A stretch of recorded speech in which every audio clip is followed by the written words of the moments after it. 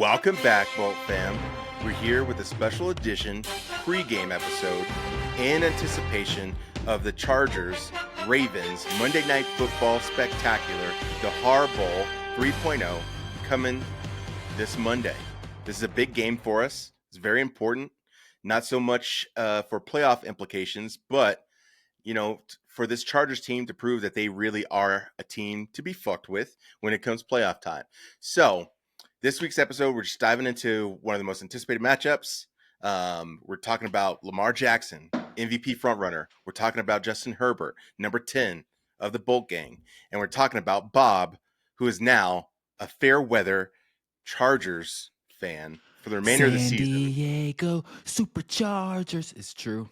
Unfortunately, I lost the fucking bet when the Titans lost this year. But it's all good. I'm a Justin Herbert fan, guys. I like him in real life, so.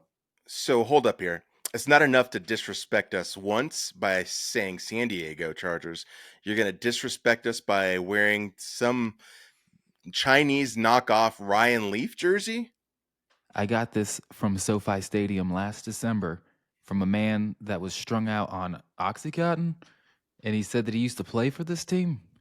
His name was Tim Meadows? I can't remember. What does it say on the back? I don't know if I should be impressed with your artwork or your dedication to the bit, or whether to reach through this screen and strangle you for bringing that curse so close to such a pivotal game for us. Bolt game, baby. Bolt gang. So, as everyone in the media has been talking about, as both coaches of each team has been asked about in these press conferences leading up to the game, we got two brothers, two head coaches meeting for the third time, twice previously in the regular season, once in the Super Bowl, but this time, prime time, Jim now with the Chargers. So let's talk a little quick overview of this matchup. The Ravens, they're currently sitting at 7-4 with their last loss in a very disappointing offensive showing against the Steelers, who just lost to your Cleveland Browns, by the way, there, Bob. Yeah, and you know what? Jameis Winston looked really good that game. That little hurdle, I'll call it the Saquon Barkley backwards hurdle into the end zone that he had in the snow. That was beautiful, dude. And I don't know, he just has heart. I know he's going to have 7 interceptions to 4 touchdowns, but somehow he wins games. Keep riding. Well, enough about the Dookie Browns and back to the game. The Chargers sit at 7-3. They've already had their bye, so they're a game shy of the Ravens at this point. But they're sitting at the 5 seed currently in the playoff projections, and if they secure this win, they can create some more distance between them and the number 6 seed. Obviously, we're still in play for the top of the AFC, that AFC crown. Maybe it's a long shot, but hey, we weren't expecting to be sitting here at 7-3 in the position we are in what was supposed to be a rebuilding year. But here we are. Lamar Jackson leading the NFL in passer rating and tied for touchdown passes, making a strong case for MVP this year. That would make 3 for fuck, man. This guy is just lightning on wheels. We'll never know how fast he really is because he didn't do the combine, did he? Well, I'm hoping the NFL treats this like the NBA does, and no player gets 3 MVPs in a row. Well, unless you're Jokic in the NBA. He didn't get 3 in a row. I thought he got 3 in a row for no, it might have separated years, huh? He lost one to Embiid when he should have gotten it. How do you think Derrick Henry's going to do it in this? Well, I guess that's one of the narratives of the games, right? If you ask a Ravens fan, if you ask, amateur experts, some couch quarterbacks, Derrick Henry hasn't been getting the ball enough, and that's what some people theorize has cost this high-powered Ravens offense some games this season. He also didn't look good last game, fumbling on the first fucking possession of the game. That was terrible. And I think he tried to turn it on, but they just couldn't. I don't think it's because he's 30. I truly think it's just because some games you just don't have it. But that being said, how is the Chargers' run defense? Can they stop him? Especially up the middle. Chargers' run defense isn't the greatest in the world, but it is pretty decent enough. I'd say that has been a weak spot. I'm going to go ahead and pivot here to share a screen, and we can take a look at some rush defensive stats here. So we have the Ravens sitting at number 2 with the second best rush defense in the league. So we're looking at a long day for former Baltimore Ravens J.K. Dobbins and Gus Edwards. and the Chargers are sitting at 11. So not terrible, not terrible. That's good enough, right? It served them well. Again, they haven't faced many high-powered offenses, but they did face a passing threat in the Bengals last week. They did face Tony Pollard. We'll see if they can hold this Ravens rush game on Monday. What I'm We'll see more if they can confident. hold up. We'll see if they can hold up against Derrick Henry's body banging into him for 4 quarters, because that's really what Derrick Henry is. It's not even the long runs; it's the wear and tear he puts on your defense by just falling on him for 4 quarters. And then in the fourth quarter, what do they call it? Derrick Henry time, because he's. I mean, it's impressive because he beats them up so very badly for 3 quarters. Not the Chargers; it's everybody he plays, and that fourth quarter when he has that long 45-yard touchdown, they're like, oh my God. And he's fast, but he's getting away because those guys are banged up. They don't want to hit him no more. He's a freight train. Just, Here's the thing, though, is I don't know if we'll see much of Derrick Henry towards the end of this game, because the biggest weakness on this Ravens team is their secondary. So let's go back to the stats and look at passing defense right here. So we got, let's see, Chargers sitting at 12, similar spot they are on rush defense, looking pretty balanced like they have all year. But then you drop down, and the Ravens are 32nd in the league. They are the worst passing defense in the league. So if the Ravens defense gives up a whole bunch of points early and often to this Chargers pass game, Lad McConkey, Quentin Johnson, Will Dissly, who's been showing out late in his career, having a little bit of resurgence with the Bolts, then there won't be room for the Ravens to run with Derrick Henry because they'll be trying to play catch up. And I think that is kind of like how the Bolts can win this game, is by exploiting that weak secondary. And we all know the Ravens don't play well from behind. They're run and keep the lead, and they're great at that. So Ravens at 7-4. The Pittsburgh Steelers are sitting at 8-3. They're neck and neck for that AFC North crown. Who do you think is going to end up coming out for the remainder of the season between those two teams? Ravens. Absolutely. You think the Ravens will pull off enough games towards the end of the season to unseat the Pittsburgh Steelers? We saw a lot on, what was it, Thursday that they played? And I know it was for a spark, but when you're taking a guy out that's 8-2 on the season, I know Justin Fields won some of those games, but Wilson's came in and been balling. And then you bench him because he can't score a touchdown, and Fields comes in and scores a touchdown. Not immediately, but pretty damn quick. That's going to create some confusion and some confidence issues for Russell Wilson. What is he, 35? Yeah, I mean, the Steelers' offense has not been a strength all year. They've been really leaning on that stout defense. And I do like what they've done with bringing in Fields as like a change of pace quarterback to kind of mix things up, because he has been providing that spark. But I think the division is the Steelers to lose, and I think the Ravens know that, and I think that's why they'll be playing so hard come Monday night to secure a win against the Chargers, because they really need it when it comes to they're more in the fight for their division than we are with the Chiefs, right? The Chiefs need to lose a couple more games, and we need to beat them when we travel to Arrowhead in a couple of weeks in order to even fathom winning the AFC West this year. A little off topic, but I think it's an easier task right now for you guys to beat the Chiefs than the Ravens. I'm not worried about beating the Chiefs. I'm worried about the Chiefs losing enough games for us to unseat them for the AFC West. Do you think that's possible? Anything is possible. That tells me no. It ain't gonna happen. Listen, I'll be completely honest. I'm a diehard Bolts fan, have been for as long as I can remember. But I'm not going to pretend like I expected us to be where we are right now. Approaching week 12 of the NFL season, this is supposed to be a rebuilding year. No Keenan Allen, no Mike Williams, no Austin Eckler, no Gerald Everett. We've seen a lot. I think most of you guys were expecting playoffs with having Harbaugh as the coach for this year. No. Fair? Some people maybe. I thought we could get 9 wins. I thought 9 wins would be an accomplishment in Jim's first season, considering the 5 wins we had last season. I expected, as a non-Charger fan, for you guys to at least make the playoffs, in all honesty, because of Harbaugh. He's that good of a coach. We saw how good of a coach he was in the NFL before he left for college, and then we saw how hell of a good of a coach he was in college, and then he came back. So I figured you at least, kind of maybe skim in there, but you're going to make it. And it's looking like that. I think the bigger story is teams like the Texans taking a step back, teams like the Bengals and their defense holding their high-powered offense back. I think if we're, as Charger fans, going to be honest, the AFC didn't look as strong, is not as strong as anyone would have anticipated. No one thought the Cleveland Browns would be trash, right? No one thought the Titans, no, we all knew the Titans would take a huge step back after letting King Henry walk. But no, like the And AFC, Hopkins. it's just not as strong as it was last year, in my opinion. I think it's more competitive. There's more parity than there is in the NFC, but I think some of it is, the culture change and Jim squeezing as much as he can, and especially Minter squeezing as much as he can out of the talent that was left on the roster after, these last couple of years with Staley and Telesco. But I think a huge contributing factor to that is some of these other AFC teams taking steps backwards. I thought Norv Turner was the fucking coach. Get the fuck out of here. It's not Norv Turner. No, but Mike Skrizinski. What was the other guy?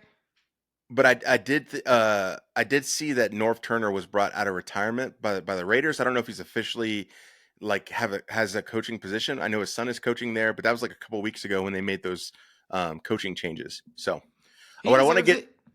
North, Yeah, he deserves it. He's not a bad coach. I still have nothing but bad memories with North. I mean, you guys aren't that too far off from Titans fans with fuck seasons for the past 25 years. Yeah, a little underperforming. So let's talk a little bit about predictions and analysis. So what I think, were I the Baltimore Ravens or Baltimore Ravens fans, I would be looking for Lamar Jackson to control the tempo, both with his passing game, which has really come on this year, and with his legs. The stats say that this Baltimore team has barely been running the ball more than they've been passing. They're a much more balanced offense than they have been in years past, especially when you consider Lamar's previous MVP runs, where you've seen him utilizing his legs a lot, extending plays. He's been balanced this year. Well, I think it also he has the talent around wide receiver position to air the ball out. And as much as people harp on he couldn't throw the ball his rookie year and sophomore year, I think he could if he would have had a top 10 receiver, but he didn't have a top 10 receiver. So he had to use his legs a little more. I would like to see it a little more this season just because I love to see it. You know? Well, you can't say he doesn't have talent this year, because with Mark Andrews, Isaiah Likely, Zay Flowers, Bateman's still on the team, and then they brought in Deontay Johnson from the Panthers before the trade deadline. And they also have that other tight end behind Andrews and Likely who's been balling out. And then they still got Justice Hill and Derrick Henry. Like, they have offensive firepower. They have the Yeah. personnel. And Derrick Henry learned how to catch in Tennessee, at least a little bit. So, I mean, you even see him receiving the ball now. It's crazy. So, yeah, I think the Ravens will need to sustain drives off Henry's legs early in the game in order to control the pace if they want to see a victory. However, I'm hoping that doesn't come to fruition. Denzel Perryman did get injured in the Bengals game with a groin injury. He seems to be, I don't think he participated all week on any of the injury reports, so he's likely not to be playing. But Deion Henley, the second-year linebacker, has been tearing it up. He's been looking really strong. He leads the team in tackles by a margin of like 30. And he's been flying to the ball. He's been everywhere. And then we still got Derwin James, who's been playing closer to the line in these last couple of weeks, and especially under Minter's tutelage. But I think we can stop the Ravens' rush game enough that they can't dictate how the game goes. What's the Ravens' pass defense like, though? Because, my opinion, y'all's offense is mediocre. You guys don't really have that number one receiver to really spread anything since Keenan Allen left. But I don't know how good Baltimore's defense for passing is. Can you pull those stats up real quick? Yeah, just for those in the audience, I'll remind Bob that we already looked at this, but we can look at it again. Well, my apologies. So, passing defense, the Ravens are 32nd. They're dead last in pass defense. Oh, yeah. But at the end of the day, though, man, you guys don't really have the wide receiving core to really. I mean, maybe. Keep sleeping on Lad. No, McConkey. Ladidi! McConkey McConkey! and Hurst. And McConkey's a stud. I saw a stat on Reddit. I think it said Lad is like sixth in yards for a receiver this year so far. Like as a rookie, like he's been producing, man, He's especially from the having slot position. A Nakua type season, huh?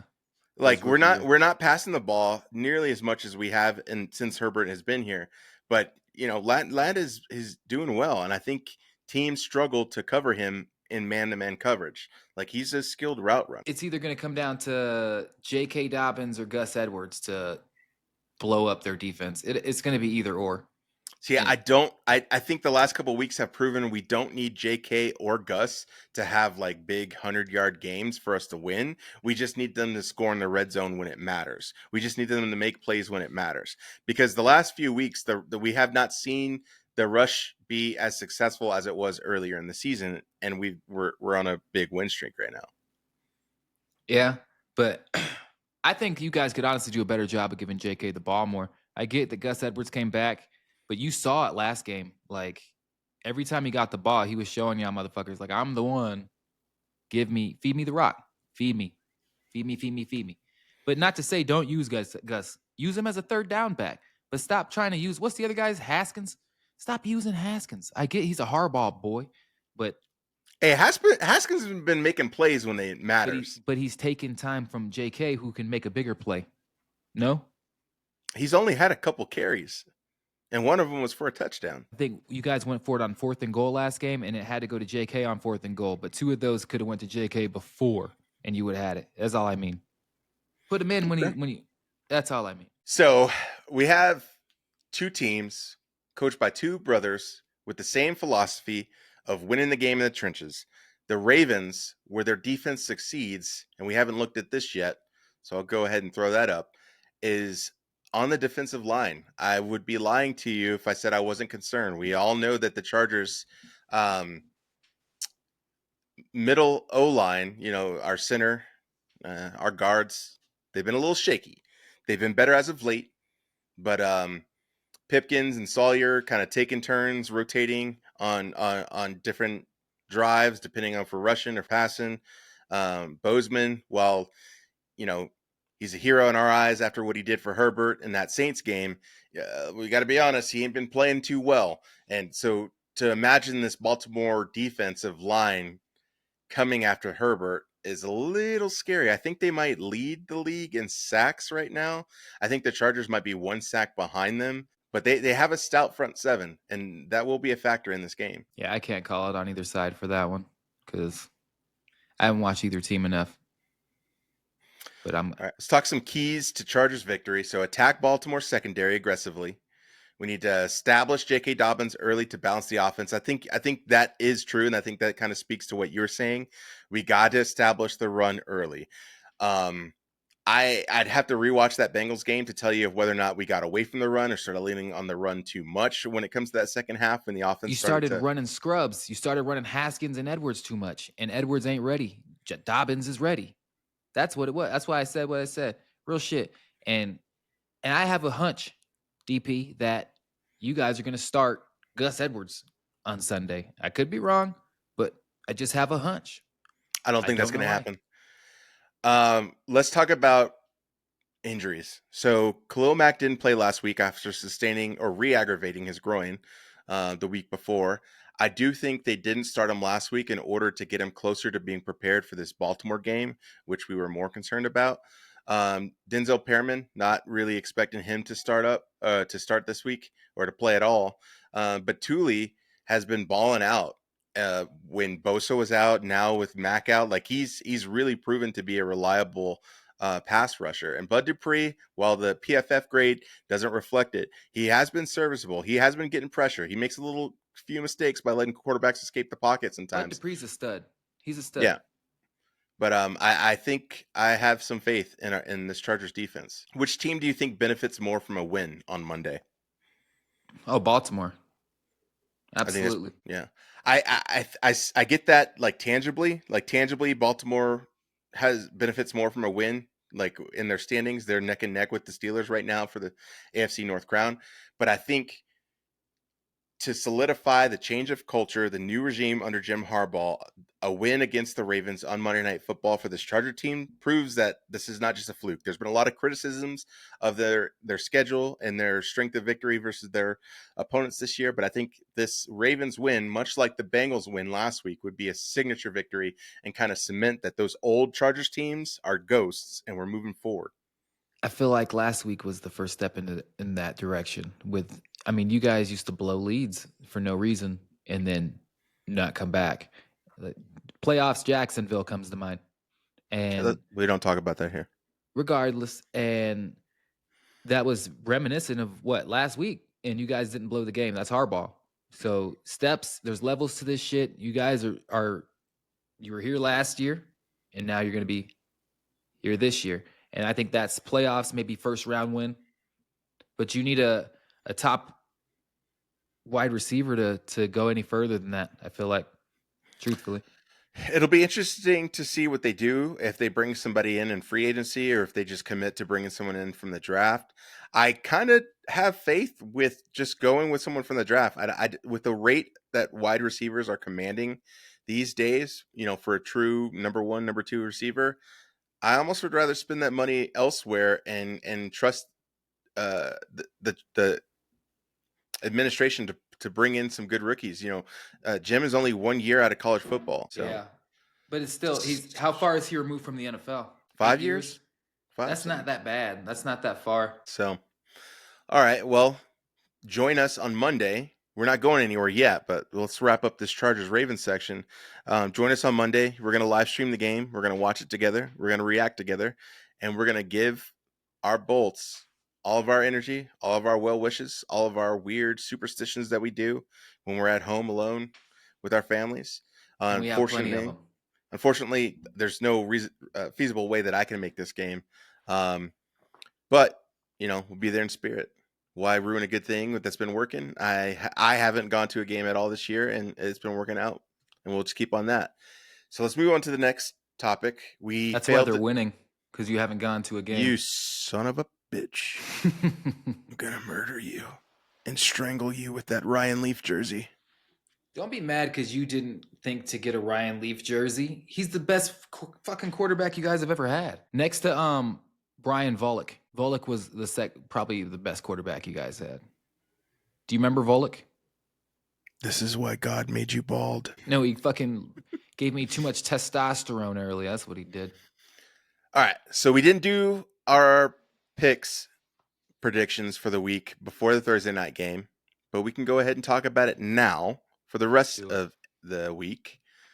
So you tell me what you're thinking. We already know what happened with the Steelers and the Browns. Browns had Kansas City. You're going with Kansas City? Oh yeah, it's easy. Yeah, I think that's Minnesota. An easy one there too. Minnesota over the Bears. See what the Bears lost last week, and Minnesota hasn't been looking all that great. I know that they looked great last week, but Sam Darnold has been prone to interceptions this year. Caleb Williams is hot dog water. Titans. I think. Well, before we move on, we got to make the pick, bro. You can't just fast forward. Oh no, I took the Vikings on that motherfucker. Yeah, but I didn't make a pick yet. You're gonna take the Vikings too. You know damn well Caleb Williams is hot dog water. I'm gonna take the Vikings on this one. I'm not sure about this Titans-Texans one. The Texans have been vulnerable this year. Don't flatter me right now. You know damn well Tennessee's gonna get that ass whooped. I'm not flattering you. Tennessee does have a pretty good defense. We've seen this. They can score when they don't have their heads in their ass, and we've seen this Texans team struggle this year. Did they pick Justin Herbert? Did they pick him off? No. I don't think they'll pick off Stroud either, and he has better weapons. Is everybody back? Is Nico back? I'm pretty sure Nico is Collins Diggs is back? Okay. No, Diggs ain't back. He got a torn ACL. Hey. He's donezo. I've seen medical miracles as of late. All right, yeah, I'm gonna stop bullshitting. We're going with the Texans. Lions, Colts. Hey, is Anthony Richardson playing? Anthony Richardson is playing. I'm taking the Colts. Yeah, I think this is this 98% to 2%. I think that's some mistaken confidence. Yeah. I know the Lions have been bullying everybody, but they've been bullying everybody in the NFC. This is an AFC team that's playing for the seventh wild card spot in competition with the Broncos. Broncos currently hold it, but these Colts need a dub, and they're playing in Indy. Yeah, I'm and gonna Richardson's go going to go Colts. off. I'm He's gonna going go to go off. Colts. Dolphins, Pats. It's in Miami. Sorry, Drake Easy May. one. You guys might as well keep tanking. Dolphins are in the same boat as the Colts. I think they're one game behind them when it comes to the playoff picture, so they need this dub. But they got Tua back too, so that's an easy game for him. Yeah, but Tua's got a lot of ground to make up after being out. They struggled in his absence. But that offense clicks when he's in there. That's why it's going to be an easy game. Tampa Bay, that's an easy game. Well, who's starting for the Giants now that Daniel Jones got released? Oh, I can't remember the kid's name, but he's a nobody. I'm That New going Yorker? with Baker Mayfield. I'm going with Baker Mayfield and the Bucks on I that can't one. believe you're going with Baker Mayfield. Mike Evans is back for the Bucks. He'll be playing this Sunday. Oh yeah, that's a given. And Baker Mayfield's balling out this year, regardless of all the hate. Absolutely. Cowboys, Commanders. That's an easy dub for Jaden Daniels. A little rebound after their loss last week. Broncos. You know what? I'm gonna disagree with you, and I'm gonna go Cowboys on that one. I think You're going Cowboys? Well, is Dak Prescott back in that game? No, Dak Prescott's out for the season. What did he get hurt with? A hamstring. Cooper Rush is starting for the Cowboys. Oh, Cooper Rush will beat Washington. Yeah, on Sunday. I'm going with the Commanders. We're going with the Commies. Didn't he win 2 games for him last season? And there was like Cooper Rush mania. The past is what it is. It's the past. Raiders. You really think the Raiders can beat the Broncos? I think they're due for a win, and I think the Broncos are. I kind of agree, but I think that would just be the Charger fan in me rooting against the Broncos. The Raiders don't got shit going for them right now, other than Brock Bowers. And they don't really have. They don't have nothing else. I think Bo Nix is coming along. The game is slowing down for him. He's looking like the best or second best rookie quarterback this year. All right, you got the Raiders. I'm gonna be real. I say the Broncos take this game. Play this back. Oh, we will. We will have receipts. Lambeau Field, where the Niners take on Packers. Brock Purdy, he ain't playing. They already announced it. We'll do the rest of these on 3, so we don't know who we're gonna pick. All right. So 3, 2, 1, Packers. Cisco. Lumen Field, Cardinals take on the Seahawks in Seattle. 3, 2, 1, Seattle. Cardinals. SoFi Stadium, where the Eagles take on the Rams. 3, 2, 1, Rams. Eagles. What? Rams. Go on that. Matthew Stafford. Explain yourself, sir. Cooper Kupp, Nakua, Matthew Stafford. Eagles aren't very good right now. They don't look like that Super Bowl Eagle team. They don't. Saquon. Yeah. And did they win or lose last week? I think they lost. I'm looking it up. Is a stud. Quan. But let's remember Detroit with Barry Sanders here. Jalen Hurts. What happened to Jalen Hurts? Outside of that Super Bowl run, he hasn't really lived up to expectations. They've got talent on that offense. A.J. Brown. Yeah, Devontae Smith.